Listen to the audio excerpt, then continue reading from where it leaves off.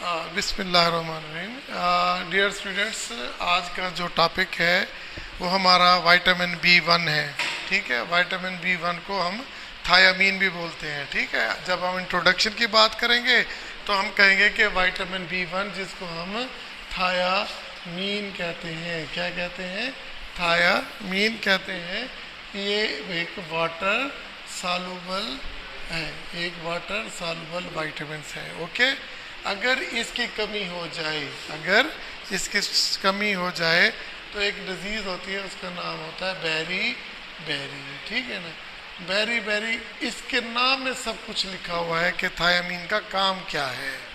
ठीक है, ये ज़्यादातर उन लोगों को होती है जो लोग राइस खाते हैं, लेकिन पॉलिश वाले राइस खाते हैं, क्योंकि जितने भी अजनास होते हैं उनके छिलके में विटामिन बी 1 मौजूद होता है। ठीक है, जब वो कोई पॉलिश वाले चावल खाते हैं तो वो विटामिन बी 1 जो है वो रिमूव हो जाता है, तो उनके अंदर एक डिजीज़ पैदा हो जाती है जिसका नाम क्या होता है, बेरी बेरी।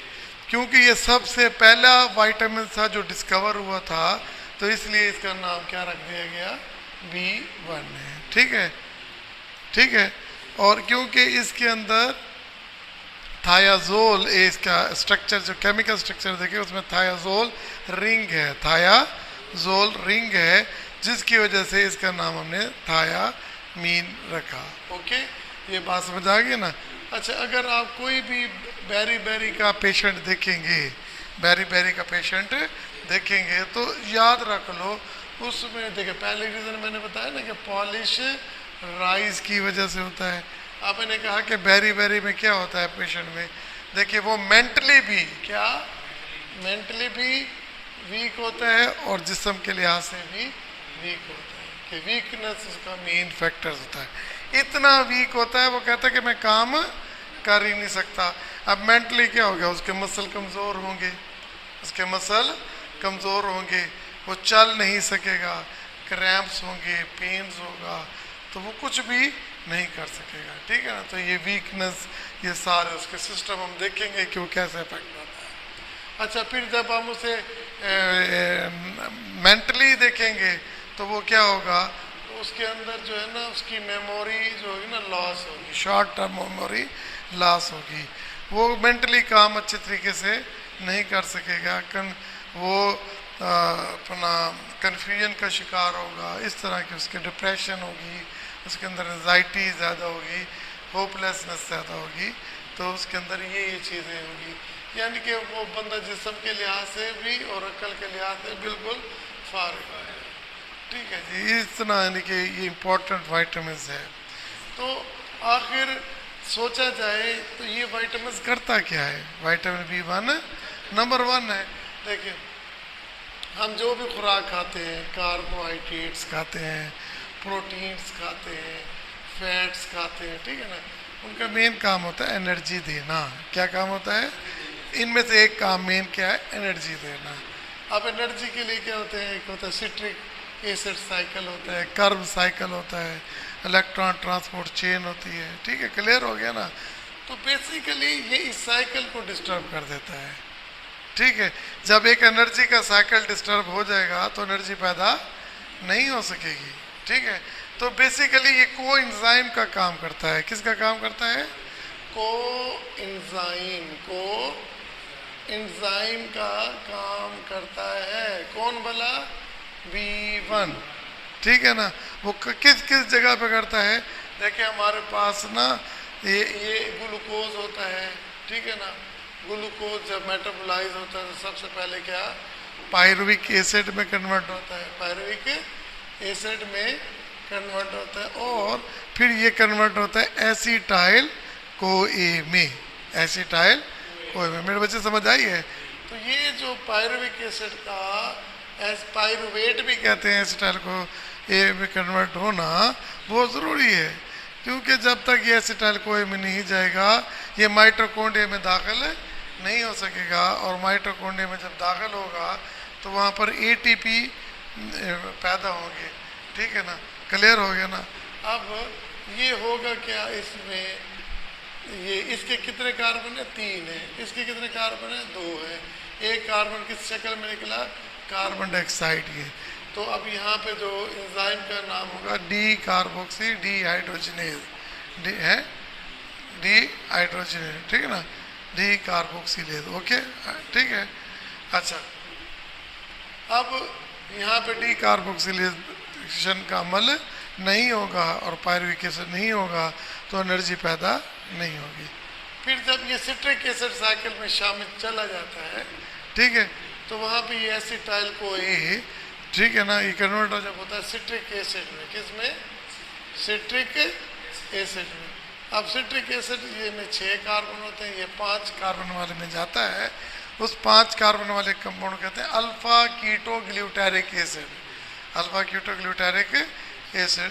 तो वो वहाँ वो 4 में कन्वर्ट होता है, तो इसमें भी एक कार्बन डाइऑक्साइड निकलता है, तो इसे कहते हैं डी कार्बोक्सिलेज, ठीक है ना। और इसके अलावा जब ये alpha keto glutaric acid convert होता है किसमें, सक्सिनिक एसिड में, अल्फा कीटो ग्लूटारिक एसिड में 5 कार्बन है, तो वो आगे किस में जाता है, 4 वाले में, उसका नाम क्या है, सक्सिनिक एसिड है। तो यहाँ पे डी कार्बोक्सिलेशन नहीं है, तो यहाँ पे अपना डी कार्बोक्सिलेज, ठीक है। तो यहाँ पर भी ये कोएंजाइम का काम करता है, कौन भला, थायामीन। अच्छा थायामीन ऐसे ये ऐसे काम नहीं करता, ये पहले कन्वर्ट होता है थायामीन पायरोफॉस्फेट, थायामीन पायरोफॉस्फेट, यानी कि ये पायरोफॉस्फेट कहाँ से लेता है, एटीपी से की मौजूदगी में। ओके डिहाइड्रोजिनेज जो है ना, ठीक है, तो ये एटीपी से लेकर ये किस में कन्वर्ट होता है, थायामीन पायरोफॉस्फेट में। क्लियर। तो फिर ये साइकिल है, इसमें एनर्जी पैदा होती है, इसमें क्या पैदा होती है, अगर हमने इसको एंजाइम को रोक दिया, ठीक है, थायामीन पायरोफॉस्फेट यूं लिखा होता है टीपीपी, अगर रोक देंगे तो एनर्जी का अमल रुक जाएगा, तो इसके अलावा नहीं। इसी तरह बहुत से अमाइनो एसिड्स होते हैं, डीअमाइनेशन होती है, न्यूरोट्रांसमीटर्स बनते हैं, तो उसमें भी ये फिर नर्व फंक्शन, नर्व कंडक्शन में बहुत इंपॉर्टेंट रोल प्ले करता है, ठीक है। तो उसे कीटोलेज, अल्फा कीटोलेज, तो ये क्या करता है, ये कीटोन ग्रुप को ट्रांसफर करता है, रिएक्शंस हैं वहाँ भी ये कोएंजाइम का काम करता है। बस आपने ये देखना है कि B1 कोएंजाइम का काम करता है, ठीक है, उसमें एक क्या है, कार्बन डाइऑक्साइड डी कार्बोक्सिलेशन करता है और एक कीटोन ग्रुप को ट्रांसफर करता है, तो दोनों में एक एनर्जी साइकिल डिस्टर्ब होता है और ये दूसरा ही होता है। क्लियर हो गया। अच्छा ये बात समझ आ गई ना। इसके अलावा ये जितने भी enzymes responsible conversion of fat into the carbohydrate and protein, protein में भी ये कन्वर्ट करता है। अब ग्रोथ है, क्या है, ग्रोथ है, तो vitamin essential for the normal growth of human being, ठीक है, लाइक अदर आइटम जितने भी हैं ये ग्रोथ को प्रमोट करते हैं। ओके, और इसकी डेफिशिएंसी से जो इफेक्ट होता है वो क्या होता है, बेरी बेरी होता है। ये याद रखिएगा, बेरी बेरी 2 तरह की होती है, ठीक है ना, एक होती है वेट और एक होती है ड्राई। कितनी किस्म की होती है बेरी बेरी, 2 किस्म की होती है, एक वेट और एक ड्राई। तो इस आपकी बुक में ये जिक्र नहीं किया गया। देखिए बेरी बेरी कितनी किस्म की है, वेट और ड्राई। तो वेट में समझ लीजिएगा कि एडीमा है, क्या हो जाता है, एडीमा, तो जिसमें ये कमी हो जाएगी ना तो उसका एडीमा, हाथ पाँव ये सारे उसके स्वेलिंग हो जाएगी, सूज जाएंगे, तो उसे एडीमा हो जाएगा, उसे क्या हो जाएगा, एडीमा हो जाएगा। क्लियर हो गया ना। तो इस तरह भी इसे वेट कहते हैं। और ड्राई में क्या होता है कि वो मैंने पहले बता दिया, उसे डायमेंशिया, उसकी यादाश्त जो है वो ख़त्म हो जाएगी। देखिए इतनी कमज़ोरी होगी तो अगर उसे ऐसा बेरी बेरी है जिसमें उसका वज़न तो उसको एडीमा तो नहीं है लेकिन उसकी यादाश्त बहुत कमज़ोर हो चुकी है, भूलना शुरू हो चुका है, तो ये B1 की डेफिशिएंसी से होता है, ठीक है। तो इसका मतलब है B1 तो बहुत इम्पॉर्टेंट हुआ है, ठीक है। तो ये हमारे हार्ट को अफेक्ट करता है, किसको अफेक्ट करता है, हार्ट को अफेक्ट करता है, ये हमारे ब्रेन को, नर्वस सिस्टम को अफेक्ट करता है। ओके, समझ आ गई?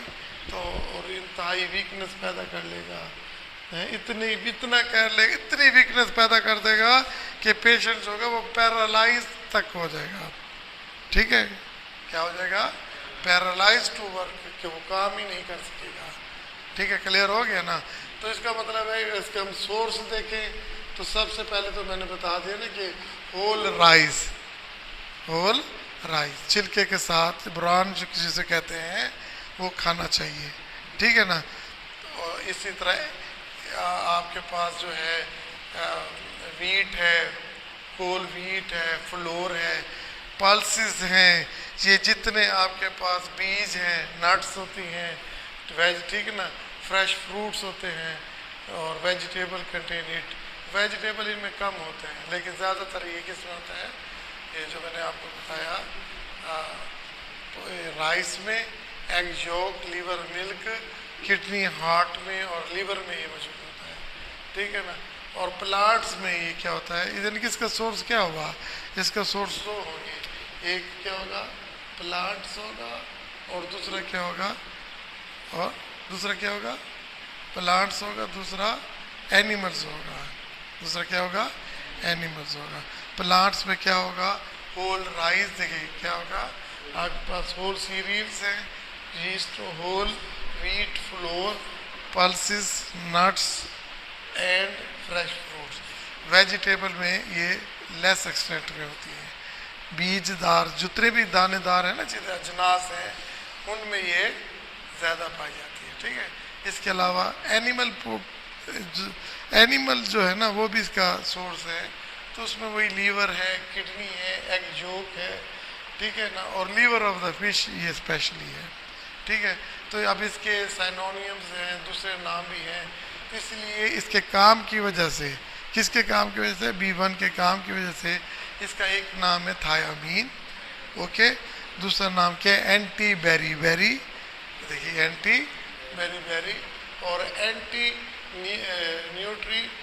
Nutrich factor, anti Nutrich factor भी है और एन्यूरिन भी है। ठीक है, एन्यूरिन क्योंकि मैंने पहले बताया ना कि ये नर्वस सिस्टम पर भी अफेक्ट करता है।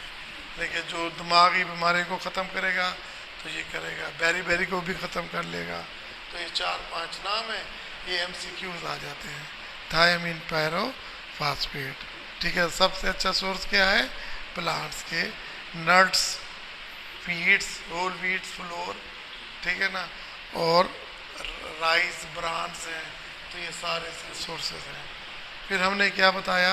हमने बताया कि जी फंक्शन बताए हैं। देखिए पायरुविक एसिड को एसिडिक एसिड में डीकार्बोक्सिलेशन होती है, और इसके अलावा सिट्रिक एसिड है और अल्फा कीटोग्लूटारिक एसिड है, तो इसमें भी कार्बन डाइऑक्साइड प्रोड्यूस होती है, इसमें भी कार्बन डाइऑक्साइड प्रोड्यूस होती है। ओके, तो ये जो है ये अगर आपके पास विटामिन B1 की कमी हो जाएगी तो कोएंजाइम की कमी हो जाएगी, जिसकी वजह से एनर्जी प्रोड्यूस नहीं होगी। ठीक है, और इसीलिए देखिए ये transketolase, vitamin act as a transketolase for the pentose phosphate for enzyme action, conversion of fat, यानी कि ये फैट को कार्बोहाइड्रेट और प्रोटीन में कन्वर्ट होने में मदद देती है। तो ये विटामिन जो है आपकी जो है ग्रोथ के लिए बहुत ज़रूरी है। Vitamin B1 is essential for the normal growth of the end development of the body. ठीक है, जस्ट अदर और एक्शन ऑन द CV। हमने पहले बताया कि अगर इसकी डेफिशिएंसी हो जाएगी, किसकी भला? विटामिन B1 की, तो अडीमा हो जाएगा, आफ्टर लोड और प्री लोड बढ़ जाएगा, तो उससे क्या होगा? ब्लड प्रेशर भी बढ़ जाएगा, हार्ट रेट भी बढ़ जाएगा। तो ये कहता है various component of the cardio specially the heart depend on the carbohydrate for various function and amount of the carbohydrate runs parallel to that of the thiamine. तो बहरहाल इसलिए इतना वाज़ेह तौर पे आपकी बुक पे नहीं लिखना वो क्या लिखना चाहता है। ठीक है, लेकिन मैंने आपको जो बताया ना वो यही है कि अगर किसी पेशेंट में थायामीन की कमी हो जाए, ठीक है, तो उसमें एडीमा का प्रॉब्लम हो जाता है। ये मैंने कहा है ना आपको, जब एडीमा का प्रॉब्लम होगा तो हार्ट को ज़्यादा वर्क करना पड़ेगा, तो हार्ट रेट बढ़ जाएगा, ब्लड प्रेशर भी बढ़ जाएगा, हार्ट प्रॉब्लम जो है वो बढ़ जाएगी। तो फिर बेरी बेरी के रेस्टलेसनेस हो जाएगी कि बेरी बेरी एक डिजीज़ है। ये बहुत सबसे इम्पोर्टेंट लफ्ज़ ये है कि बेरी बेरी किस विटामिन की वजह से होता है, तो था B1 की डेफिशिएंसी से बेरी बेरी हो जाते हैं। बेरी बेरी करना मतलब क्या होता है, आई कैन नॉट डू, मैं कुछ भी नहीं कर सकता। तो इस सूरत में इतना कुछ नहीं, इतना वीकनेस हो जाती है कि वो पैरालाइज तक हो जाता है। तो इस में 5 MCQs हैं कि विटामिन बी का दूसरा नाम क्या है, थायामीन पायरोफॉस्फेट, ठीक है। थायामीन भी है, एंटी बेरी बेरी भी कहते हैं, एंटी न्यूट्रिएंट भी कहते हैं, एंटी न्यूरेटिक भी कहते हैं। सबसे अच्छा सोर्स इसका क्या होता है, नट्स, अजनास, ठीक है ना, राइस, होल राइस जो है बर्न्स कहते हैं, और इसके अलावा होल व्हीट फ्लोर, ये इसका बेहतरीन सोर्स है। अदर सोर्स एग भी है, योक भी है, एग योक है आपके पास, इसके अलावा लीवर है, किडनी है, ये इसके गुड सोर्सेज हैं।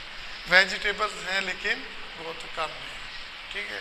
4 इसके फंक्शन बताए कि ये सिट्रिक एसिड साइकिल में ग्लाइकोलाइसिस में इसका रोल, ठीक है। फिर इसका कीटोन को ट्रांसफ़र करने में रोल, ठीक है। बहुत से एंजाइम के लिए बहुत ज़रूरी होता है तो कीटो ग्रुप को ट्रांसफर। देखिए ये मेरे साथ खड़ा है तो मैंने ये चीज़ उसको देनी है तो मैं इसको दे के देता हूँ और उसके पास लेके चला जाता है। अगर ये यहाँ पे मौजूद नहीं होगा तो ये काम नहीं हो सकेगा ना। तो इसी तरह जो रिएक्शंस हो रहे होते हैं, अगर उसमें थायामीन मौजूद नहीं होगा तो वो कोएंजाइम का एक्शन नहीं होगा, तो एक्टिविटी रुक जाएगी। क्लियर। तो इसके अलावा ये फैट को कार्बोहाइड्रेट्स में और किस में प्रोटीन में कन्वर्ट करने में मदद करता है। ओके। और फिर इसके अलावा जब ये चीज़ें बढ़ेंगी तो हर वाइटामिन की तरह ये ग्रोथ के लिए बहुत ज़रूरी है, ठीक है। 2 लफ्ज़ में मैंने कहा कि विटामिन बी की जो है ये जिस्मानी कमज़ोरी भी करता है और ज़हनी कमज़ोरी भी करता है। तो इसका मतलब क्या हुआ, ये ज़हनी नशोनुमा के लिए भी ज़रूरी है और जिस्मानी के लिए भी ज़रूरी है। अगर इसकी कमी हो जाए तो डायमेंशिया यानी कि मेमोरी लॉस हो जाता है, ठीक है। आपकी लर्निंग कैपेसिटी क्या हो जाती है, कम हो जाती है।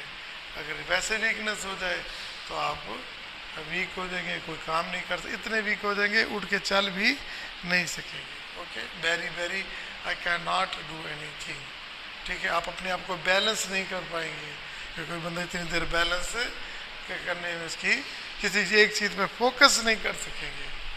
It is all about our B1। बंद कर दो।